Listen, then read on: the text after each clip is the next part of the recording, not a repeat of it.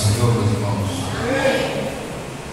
Graças a Deus pela oportunidade que o Senhor nos concede de poder estarmos na presença do Senhor.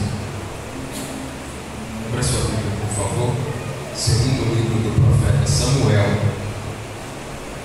capítulo de número 9.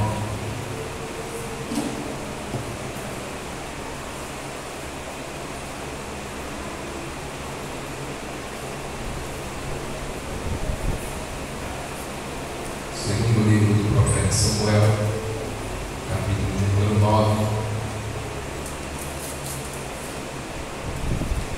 Quero louvar a Deus pela vida de todos os obreiros dessa casa, em especial o pastor João Dias. É um prazer para mim poder pregar a palavra do Senhor, tendo a companhia do Senhor no altar. Glória a Deus. A palavra de Deus está em 2 Samuel, capítulo 9. E disse Davi: há ainda alguém que ficasse da casa de Saul, para que lhe faça bem por amor de Jonatas?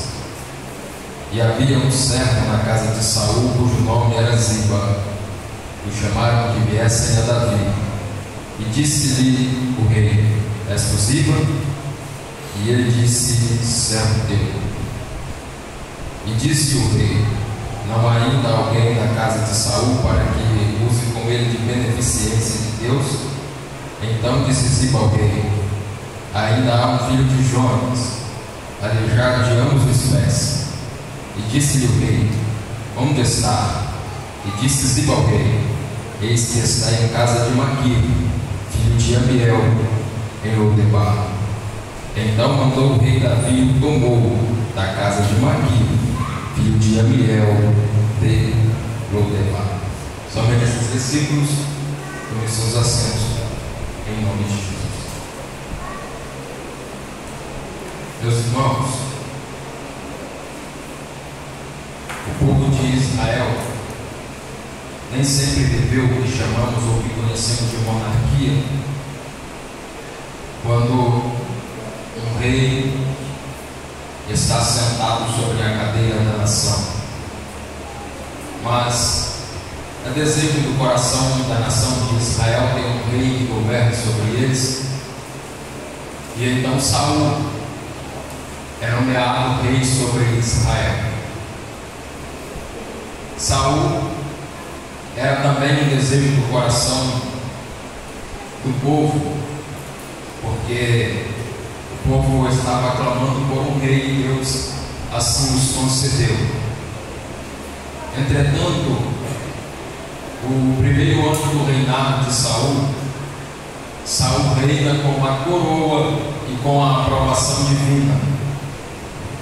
Entretanto, a partir do segundo ano do reinado de Saul, Saul reina apenas com a coroa, porque no início do segundo ano do reinado de Saul, Saul desobedece à voz de Deus, Saul desobedece às instruções divinas, porque Deus está dando as diretrizes como tem que ser, como deve se portar, e Saul apresenta um voto indevido que não deveria ter sido apresentado, desagradando, desobedecendo a Deus, e como toda e qualquer desobediência à voz de Deus, ela traz consigo as suas consequências, e as consequências viriam sobre a vida de Saul.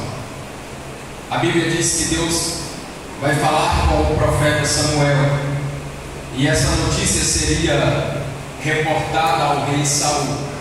E a notícia é: Samuel, eu não agrado mais de Saul como rei sobre a nação de Israel, porque Saul desobedeceu a minha voz.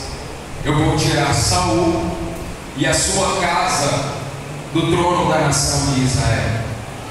Alguém diz que Saul só não deu certo, pastor, como rei sobre Israel, porque era um desejo do povo. Porém, em 1 Samuel 13:13, essa ideia é desconstruída, porque Deus vai falar com que Samuel vai falar com Saul: Saul, se não fosse a sua desobediência à voz de Deus, o Senhor teria confirmado para sempre o seu reinado sobre a nação de Israel. Então aqui essa ideia é desconstruída, de que Saul só não deu certo porque era um desejo do coração do povo. A Bíblia diz então que Deus começa a trabalhar no propósito de tirar Saul do trono da nação de Israel. A Bíblia diz que uma insônia, que o Espírito da parte do Senhor vem sobre Saul, e esse Espírito ele traz sobre o rei de Israel insônia. A Bíblia diz que Saul não consegue mais pegar no sono. A Bíblia diz que Saul não consegue mais dormir. E o texto está falando, a Bíblia está falando do rei da nação de Israel. Saul é cercado de pessoas, Saul é cercado de servos. Então, tudo quanto puder ser feito para Saul voltar a pegar no sono é feito. Porém, diz a Bíblia que Saul não consegue mais pegar no sono. Só que Deus tinha um propósito nesse negócio. A Bíblia diz então que vai chegar no conhecimento, do conhecimento de Saul agora, que um da casa de Jessé, que um dos filhos de Jessé, que está no campo pastoreando, ele chega no conhecimento de Saul, que o mesmo é tocador de harpa. E a Bíblia diz que este é Davi. A Bíblia diz que a presença de Deus era na vida de Davi. Quando Davi começava a dedilhar a sua harpa, diz a Bíblia que a presença de Deus pairava no mesmo momento. E chega no ouvido de Saul isso. Saul então manda chamar Davi. Quando Davi se apresenta a Saul com a sua harpa, diz a Bíblia que Saul pergunta a isso Davi, e ele diz: sim, servo de Deus. Diz o texto que Davi começa a tocar a sua harpa diante do rei Saul. E no mesmo instante diz a Bíblia que aquele espírito que estava sobre a vida de Saul foi embora. Mas o detalhe interessante desse texto não é que Deus tinha mudado a ideia sobre Saul. Não é que Deus estava preocupado em tirar o espírito de sobre a vida de Saul. Mas é que a Bíblia diz que Davi tinha vida com Deus. Davi tinha intimidade com Deus. O que Deus está fazendo aqui nesse texto? O que esse texto está nos ensinando? É que Deus tem compromisso com quem tem compromisso com Ele. Deus não estava preocupado em tirar o espírito de sobre a vida de Saul, mas Deus estava honrando o seu servo que estava ali naquela situação. Saul não sabia, mas quem estava diante dos seus olhos ali seria o sucessor do seu trono da nação de Israel. Diz a Bíblia que Davi agora é convidado a ficar no palácio. Davi fica e o tempo passa. Só que diz a Bíblia que quando o rei percebe que não precisa mais de Davi, Davi não tem mais serventia para o rei. Davi agora, diz a Bíblia, que o rei Saul, ele não precisa mais de Davi. E agora Davi pode até mesmo morrer para o rei Saul.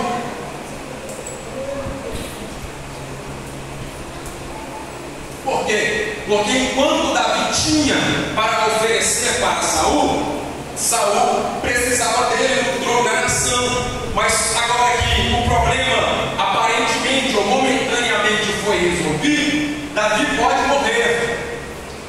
Só que uma palavra de morte foi liberada sobre Davi. Só que Deus tinha promessa sobre a vida de Davi. E aqui dá uma diferença, um detalhe importante.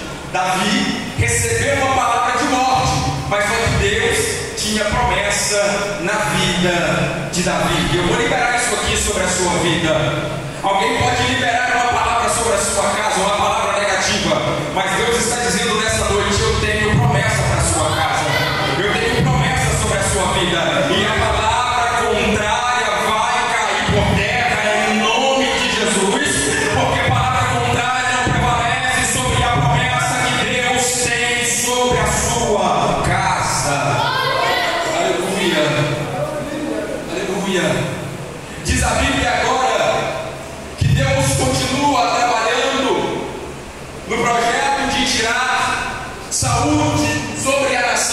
Israel.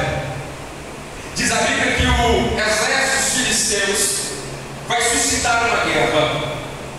Saul se vê na necessidade de sair com os seus filhos para guerrear. A Bíblia diz que um dos seus filhos, Jonatas, o período em que Davi passa no palácio, ele faz uma amizade muito linda com Davi, a ponto de Davi olhar para Jonathan e dizer: Jonathan, meu amigo, enquanto eu vida estiver sobre essa terra, eu vou honrar todos da sua casa, por amor a você. Jonathan faz esse tratado, Davi faz esse tratado com Jonathan.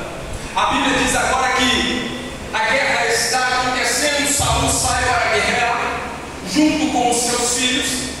Diz a Bíblia que o exército inimigo mata todos os filhos de Saul, inclusive Jonathan.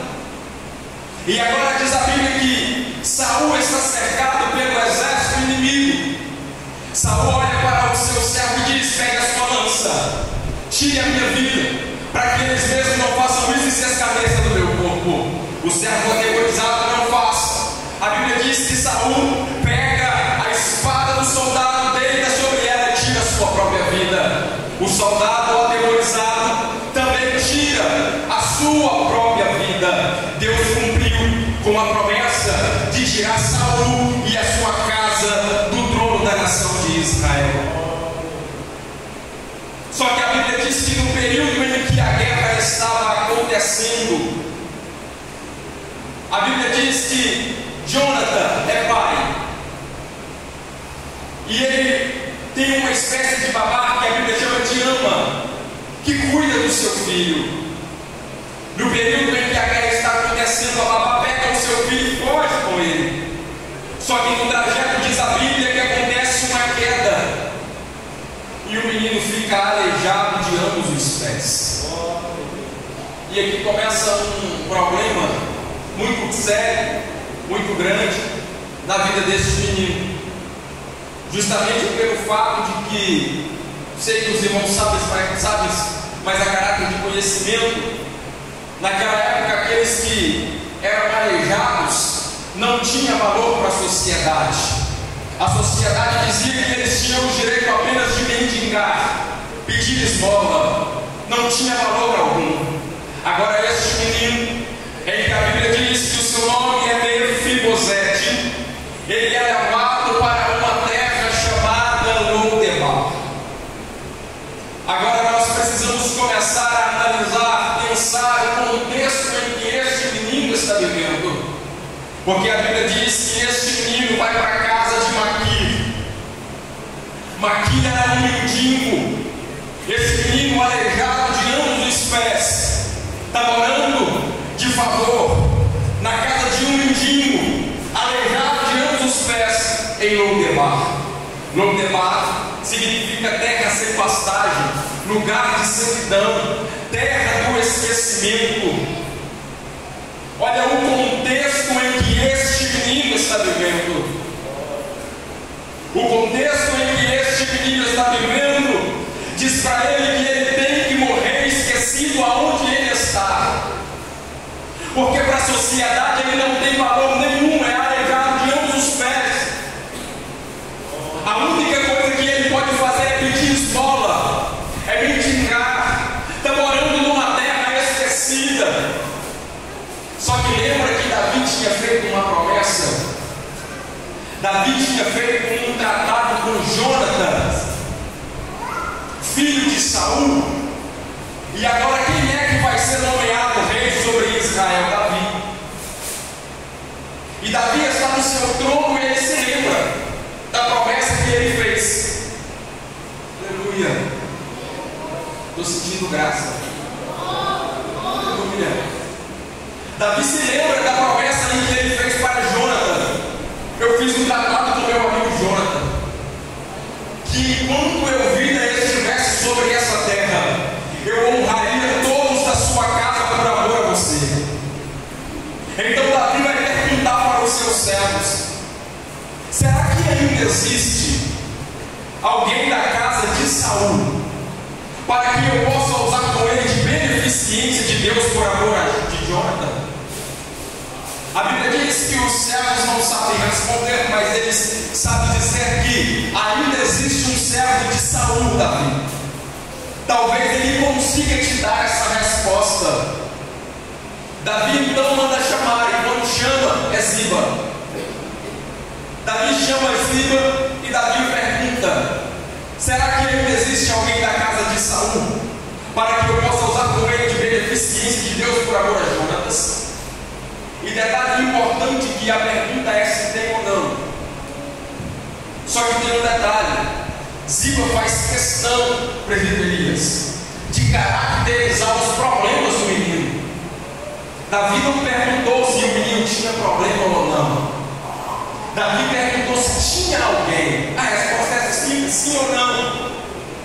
Só que sabe por que Ziba caracteriza os problemas do menino? Porque Ziba sabia que os problemas que ele tinha, que Mefibosete tinha, impedia ele de receber honra. Aleluia, aleluia, aleluia. Os problemas que Mefibosete tinha, para o contexto da sociedade, ele não servia. Então Ziba está dizendo para Davi: Davi, até tem, só que não presta. Por quê? Porque é aleijado de ambos os pés.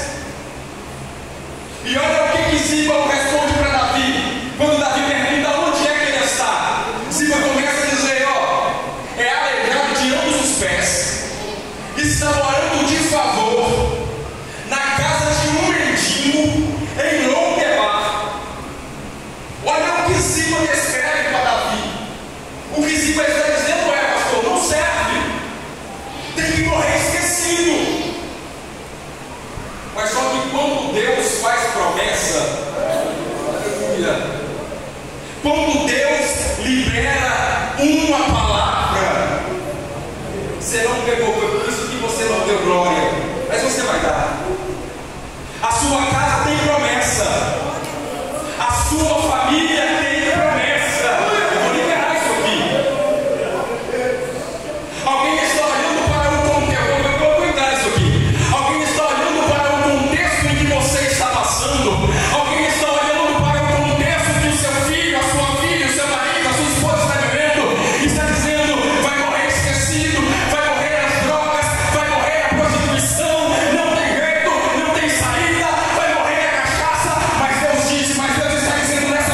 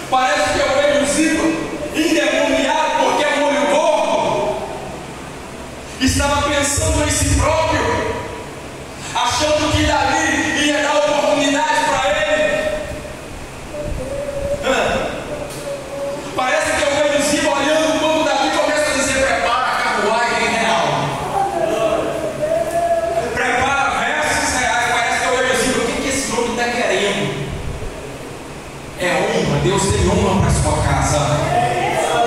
Aleluia. Por mais que está dizendo, por mais que alguém está dizendo não vai acontecer, por mais que alguém está jogando pedra, caluniando, dizendo não vai ter jeito, Deus está dizendo, eu tenho honra para a sua casa, eu tenho honra para a sua casa, e palavra contrária não vai prevalecer, palavra contrária não vai prevalecer. Deus tem honra para a sua casa, Deus tem honra para a sua casa.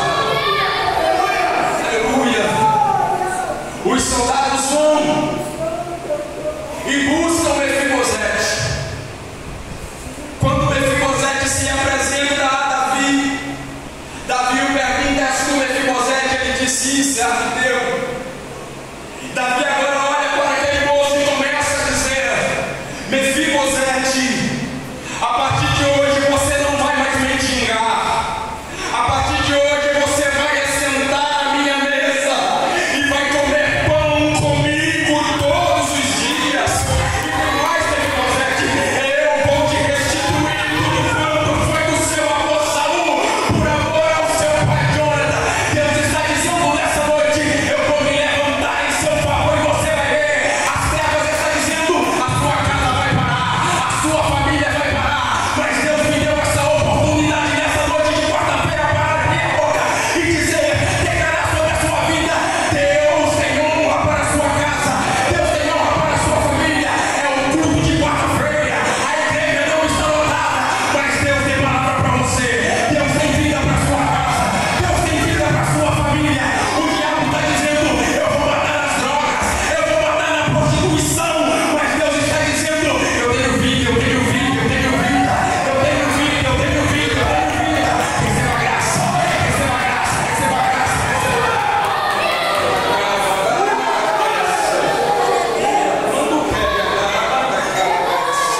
Deus está dizendo para a crente aqui nesta noite: ainda não é hora de parar, ainda não é hora de parar, não pare na caminhada, porque eu estou nesse negócio, eu sou contigo, não é hora de parar, eu tenho honra para a sua vida.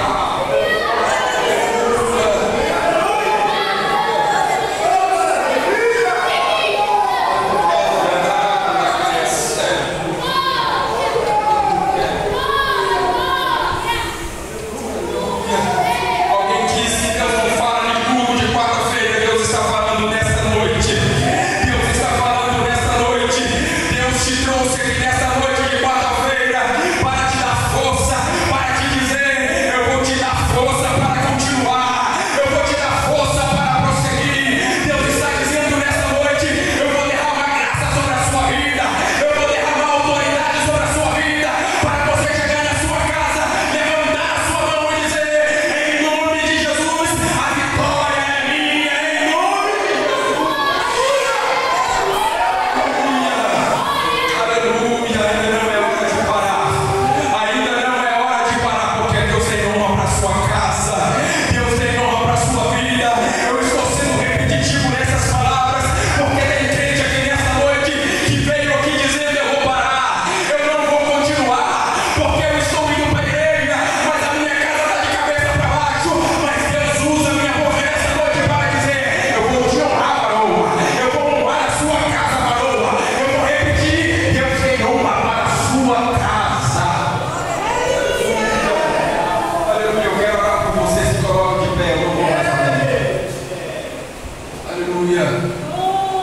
Assim como foi na vida de Mefibosete, Deus cumprirá tudo aquilo que te prometeu, porque fiel é Deus.